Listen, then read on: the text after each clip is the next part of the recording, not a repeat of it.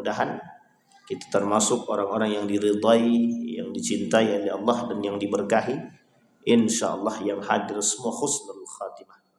Husnul khatimah insyaallah, dan kita semua istiqamah dalam kebaikan dan ketaatan. Baginda Nabi Muhammad sallallahu alaihi wasallam pernah berkata dalam satu hadis, kata Nabi, la ya'tiyanna 'alaikum umara yuqarribuna syiraran nasi wa yuakhiruna as-salah an mawaqitiha faman adraka dzalika minhum fala yakunanna 'arifan wala syuritan aw wala syurtiyan wala jabiyat wala khazinan. Kata Nabi dalam hadisnya, benar-benar akan datang satu masa kepada kalian, satu zaman yang di dalamnya para penguasa akan menjadikan orang-orang yang jahat, dalam hadisnya begitu, sebagai orang-orang kepercayaan mereka. Kemudian dan mereka menunda-nunda pelaksanaan salat dari awal waktunya. Barang siapa yang mendapatkan masa demikian, maka janganlah sekali-sekali mereka menjadi penasehat bagi mereka, atau penjaga bagi mereka, atau militer bagi mereka, atau penarik pajak bagi mereka, atau bendahara bagi mereka. Hadis diriwayatkan oleh Ibnu Hibban. Di dalam riwayat yang lain Nabi berkata, "Tsumma qala, tsumma yalikum ummal." Kemudian kata Nabi, akan datang satu masa kejadian itu ada pekerja-pekerja mim ba'dihim, sebagian di antara mereka, yaquluna ma la ya'rifun, yaquluna ma la ya'lamun, mereka berbicara melakukan satu perbuatan tanpa dasar. Wa ya'maluna ma la ya'rifun, mereka melakukan sesuatu yang mereka tidak tahu apa yang harus mereka katakan. Bahkan mereka mengatakan sesuatu tanpa ada hal landasan yang jelas untuk mereka katakan. Faman nasahahum wa wazarahum wa shadda ala a'sadihim thumma faulaika qad halaku wa ahlaku. Setelah itu kalian akan dipimpin oleh para penguasa yang berkata bukan berdasarkan ilmu dan bertindak bukan berdasarkan ilmu juga. Barang siapa yang menjadi penasehat bagi mereka, pembantu bagi mereka, pendukung mereka, berarti mereka telah binasa. Di dalam riwayat yang lain Nabi berkata, kata Nabi, "Thalathatun la yukallimuhumullah yaumal qiyamah." 3 golongan kata Nabi yang kelak tidak akan mendapatkan, Allah tidak mau berbicara dengan mereka. Wala yanzuru ilaihim, Allah tak mau melihat mereka. Wala yuzakkihim, Allah tak mau mensucikan mereka. Walahum azabun alim, bagi mereka azab yang sangat pedih. Di antara 3 golongan tersebut kata Nabi, man baya'a imaman laisa lidinihi bal liyusiba minhud dunya. Jika ada orang yang membaiat seorang pemimpin atau penguasa yang bertujuan untuk mencari dunia bukan untuk agamanya, maka mereka termasuk golongan orang-orang yang tidak diajak oleh Allah berbicara. Tapi dalam riwayat yang lain Nabi berbicara dalam hadis yang keempat. Kata Nabi, man isdada minas sultani qurban wa masdada minallahi illa bu'dan. Barang siapa yang mendekat kepada para penguasa, maka tidaklah mereka bisa dekat kepada Allah kecuali mereka jauh daripada Allah. Ma'asyiral muslimin rahimakumullah, dari 4 hadis ini Bapak Ibu sekalian yang berbahagia, ada poin penting yang kita ingin sampaikan. Yang pertama kata Nabi, ada orang-orang yang mendekat kepada penguasa. Yang tadi kita sampaikan. Man izdada minal sultani qurban wa masdada minallahi illa bu'dan. Jika ada orang yang mendekat kepada pemimpin di akhir zaman, kata Nabi, di akhir zaman, maka tidaklah mereka dekat kepada Allah kecuali mereka akan jauh daripada Allah. Pertanyaannya kita kembalikan, mengapa orang yang mendekat kepada para penguasa tidak dekat kepada Allah tapi justru dekat dengan penguasa atau justru jauh daripada Allah? Ada alasannya, ada. 1, mereka termakan akan perbuatan-perbuatan para penguasa dan perkataannya. Pertanyaannya, penguasa seperti apa? Pemimpin yang seperti apa? Pemimpin yang zalim. Tapi kalau pemimpinnya baik, itu baik. Baik pemimpin semua merasakan kebaikan, buruk pemimpin semua merasakan keburukannya. Artinya apa? Jika ada orang yang mendekat kepada pemimpin dengan tujuan apa dulu? Ada dua tujuan. Satu, memperbaiki yang salah. Yang kedua, mengikuti akan kesalahan. Ini yang menjadi masalah. Pertanyaannya, yang mana yang terjadi hari ini? Itu yang kemudian harus kita gambarkan. Maka kalau seandainya para orang alim menjauh daripada pemimpin yang zalim, maka itu muskilah dan masalah juga. Tapi kalau para alim yang tidak kuat yang mendekat kepada para pemimpin, itu justru bermasalah. Misal, ada seorang alim yang tak memiliki iman yang kuat mendekat kepada penguasa. Maka apa yang terjadi? Apapun perkataan penguasa, mereka akan mengikuti. Bahkan sulit bagi lisan ini untuk mengatakan perkataan yang salah atas perbuatan yang salah. Artinya apa? Tuntutan. Mau tak mau kita harus membenarkan yang salah daripada sebuah perbuatan. Tapi jika orang alim yang kuat imannya tidak masuk atau tidak menjadi penasehat bagi para penguasa yang zalim, ini masalah. Akan berlarut-larut dalam kezaliman yang akan mereka lakukan. Hari ini kita dilihatkan ada seorang ulama yang mulai mendekat atau mungkin didekati dengan tujuan untuk memperbaiki. Kita apresiasi. Tapi kita berdoa kepada Allah, semoga alim tersebut memang betul-betul dijaga oleh Allah akan keimanannya. Karena jika tidak, siapa yang bisa mengingatkan para pemimpin-pemimpin yang zalim? Tidak ada. Sulit. Sehingga ketika Allah mengatakan, Nabi mengatakan dalam hadis tersebut, kelak di akhir zaman kata Nabi akan banyak orang mendekat kepada penguasa, tujuannya bukan untuk memperbaiki, tapi mencari aman dan mencari keuntungan. Itu yang pertama. Kemudian yang kedua, kata Nabi kelak di akhir zaman, pemimpin-pemimpin atau para penguasa-penguasa akan memilih orang-orang yang jahat untuk menjadi kolega mereka, untuk menjadi teman mereka, untuk menjadi pengikut mereka, untuk menjadi tangan mereka. Maksudnya apa? Maksudnya para koruptor yang dijadikan, tahu ini koruptor tapi dijadikan kolega.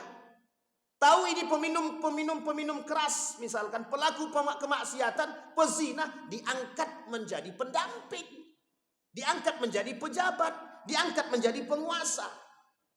Dengan alasan sederhana, dia kemarin sudah pilih aku. Jadi dengan tujuan ini masalah. Kalau kita mengangkat orang menjadi pejabat dengan alasan mohon maaf kedekatan, banyak orang hari ini yang sengaja mendekat demi kekuasaan. Itu banyak, bukan sedikit. Banyak sekali. Apa yang terjadi? Dampak daripada ini apa yang terjadi? Kerusakan moral, akhlak dan semuanya rusak. Tatanan rusak, akhlak rusak, ekonomi rusak, semua rusak. Sehingga sekarang itu kalau kita lihat untuk menjadi pejabat harus kenal, harus dekat. Wah, ini masalah. Berarti siapa yang bisa begitu? Yang punya duit lah. Yang tidak punya duit ya harap maklum. Artinya tatanan ekonomi mulai nampak. Apa itu yang kaya semakin kaya, yang miskin semakin miskin. Orang miskin tidak akan bisa menjabat, tidak punya duit. Yang kita takutkan itu. Na'udzubillahi tsumma na'udzubillah. Maka apa yang harus dilakukan? Pemerintah harus cerdas dalam memilih pendamping. Pemerintah harus cerdas, penguasa harus cerdas, pemimpin harus cerdas mencari pejabat yang betul-betul. Saya masih ingat betul. Salah satu tulisan pernyataan daripada Prabowo kepada Ustaz Adi Hidayat. Ustaz, tolong nasihati para menteri-menteri ini. Nah, ini bahasa beliau. Kata Pak Prabowo dalam tulisan ini, dalam tulisan berita tersebut, dalam penyampaian beliau dalam pidatonya itu, tolong menteri-menteri ini dinasihati. Nah, itu sebenarnya kita ambil gaya positifnya saja. Kalau kita melihat positifnya bagus. Berarti pemimpin membutuhkan seorang alim yang bisa memberikan wejangan dan nasihat, paling tidak memberikan ultimatum kepada mereka melalui nilai-nilai agama. Agar apa? Tidak salah buat. Agar apa? Mereka melihat, loh ini sudah sekarang kondisinya dalam keadaan carut marut, ekonomi merosot, akhlak merosot, semua merosot. Berarti kita butuh orang-orang yang mampu memberikan wejangan yang bisa didengar oleh para pelaku atau pemangku kebijakan, para menteri misalkan, para penguasa, pemimpin dan lain sebagainya. Dan ini penting. Yang kita butuhkan di akhir zaman itu adalah orang-orang yang alim, yang bisa memberikan masukan kepada siapa? Para penguasa-penguasa yang keluar daripada batas atau keluar daripada nilai-nilai agama. Itu yang kedua. Kemudian yang ketiga, kata Nabi di dalam riwayat yang lain, dalam hadis yang lain, kata Nabi, kelak di akhir zaman kalian akan melihat pemimpin-pemimpin yang suka mengakhirkan sholat, kata Nabi. Disampaikan oleh Nabi di dalam hadis yang lain, kata Nabi, salah satu tanda datangnya hari kiamat, kata Nabi, atau Anda berada di akhir zaman, maka tanda tersebut adalah pemimpin yang suka mengakhirkan sholat. Pertanyaannya adalah, banyakkah pemimpin hari ini yang mengakhirkan sholat? Bukan mengakhirkan, tidak sholat. Kalau cuma mengakhirkan masih mending, kan ada sholatnya gitu. Tapi kalau dia tidak sholat, itu lebih berbahaya lagi. Ini bahasanya sebenarnya bahasa kiasan, atau bahasa sebenarnya bahasa sebagai pemanis. Maksudnya apa? Bukan hanya mengakhirkan sholat, bahkan yang tidak sholat. Apa yang harus kita lakukan? Yang harus dilakukan oleh masyarakat jika melihat pemimpinnya suka mengakhirkan sholat atau tidak sholat, tarik, ajak dia ke masjid untuk sholat. Misal kita nampak pemimpin kita di tengah jalan, azan berkumandang, dia sedang jalan tanpa ada kegiatan yang lain, tarik, ajak ke masjid. Ini tanggung jawab siapa? Tanggung jawab kita semua. Bukan tanggung jawab pemimpin, bukan tanggung jawab ustaz, bukan. Tanggung jawab kita semua. Kalau kita menginginkan pemimpin kita baik, kalau kita menginginkan negara ini baik, kalau kita menginginkan para pemangku kebijakan ini baik, kita juga ikut andil untuk apa? Memperbaiki. Bagaimana caranya? Ngajak mereka sholat ke masjid. Tolak ukurnya apa? Sholat. Tolak ukurnya sholat. Salah satu kabupaten, provinsi di Indonesia ini ada yang gubernurnya itu semua kegiatan apapun, mau rapat atau apapun, berhenti kalau sudah azan. Wah, ini yang penting seperti ini. Akan muncul kelompok-kelompok liberal mengatakan, orang-orang ini merusak tatanan. Pemerintah kok diatur, pemimpin kok diatur, agama kok mengatur. Nah, ini sebenarnya lawan kita. Tapi haruskah begitu? Harus. Pemimpin harus seperti itu. Harus mendahulukan Tuhannya ketimbang yang lain. Itu yang kita butuhkan. Tapi ingat, setiap dibalik seorang pemimpin yang ingin memajukan nilai-nilai keagamaan, maka akan bermunculan ratusan manusia, bahkan ribuan manusia yang ingin meruntuhkan. Itu biasa. Memang begitu. Memang begitu. Maka Bapak Ibu sekalian yang berbahagia, kita punya peran. Jadi sekarang ini tidak saatnya kita diam. Dan tidak saatnya kita diam. Ibadah dia, ibadahku, sudah tidak saatnya. Sekarang kita semua ikut andil kita semua. Apa ikut andil? Kita yang ikut mengingatkan mereka. Jika pemimpin kita temukan pemimpin kita tak sholat, suruh sholat. Jangan pernah takut kalau cuma sekedar mengingatkan sholat. Dalam rapat misalkan sudah azan berkumandang, Pak berhenti dulu, kita sholat dulu, tidak ada masalah, tidak usah takut. Kalau gara-gara sholat kita peringatkan dia sholat karena waktu sudah masuk, kemudian kita dipindah kerjakan, atau bahasa lainnya dimutasi, maka itu tanda akan kehancuran seorang pemimpin. Tidak lama hal-hal seperti itu, Tuhan akan murka. Jadi jangan salah, perlu kita meninjau, itu perlu. Kadang-kadang yang kita alami dari berbagai macam kesalahan, dari berbagai macam kemerosotan ekonomi dan lain sebagainya, mungkin bisa jadi kita terlalu jauh dari agama. Mungkin bisa jadi pemimpin kita tak perhatian terhadap agama. Mungkin, sangat. Rumah tangga, kita ibaratkan satu, kita ilustrasikan satu saja. Rumah tangga yang jauh dari nilai-nilai agama, terkhusus pada aspek sholat, maka bisa dipastikan rumah tangga tersebut tidak lama. Atau rumah tangga tersebut hilang dari keberkahan-keberkahan. Sulit bagi rumah tangga tersebut untuk mendapatkan ridhonya Allah, karena ridho Allah bukan bagi mereka-mereka pelaku kemaksiatan. Ini yang harus kita pahami. Kemudian Nabi berkata di dalam riwayat yang lain, kata Nabi, setelah itu akan muncul di antara kalian, kata Nabi, para pekerja-pekerja atau penguasa-penguasa yang memimpin bertanpa berdasarkan ilmu. Akan datang kepada kalian, kata Nabi, satu masa para penguasa, para pemimpin, para pejabat, para pekerja, mereka semua bukan berdasarkan akal, bukan berdasarkan ilmu, bukan berdasarkan iman, tapi berdasarkan hawa nafsu dan kekuasaan. Ini yang kita takutkan. Nabi berkata dalam riwayat yang lain, kata Nabi, kelak manusia akan dipimpin oleh hawa nafsu mereka. Siapa mereka? Para penguasa-penguasa yang dilanda oleh nafsu mereka sendiri. Hari ini kita melihat bahwa memang nafsu atau hawa nafsu betul-betul menjadi Tuhan di tengah umat muslim hari ini. Kita melihat iblis memiliki banyak sahabat dan kawan di tengah umat muslim hari ini. Kenapa? Karena dasar hawa nafsu menjadi poin utama untuk mendapatkan keinginan mereka. Yang kedua, kita melihat betapa jauhnya ilmu hari ini, dan betapa jauhnya orang-orang beriman, dan betapa jauhnya orang-orang berilmu tanpa iman. Banyak orang berilmu tapi tak beriman. Banyak orang beriman tapi tak berilmu. Yang baik dua-duanya, berilmu dengan iman, beriman dengan ilmu. Ini yang kita butuhkan.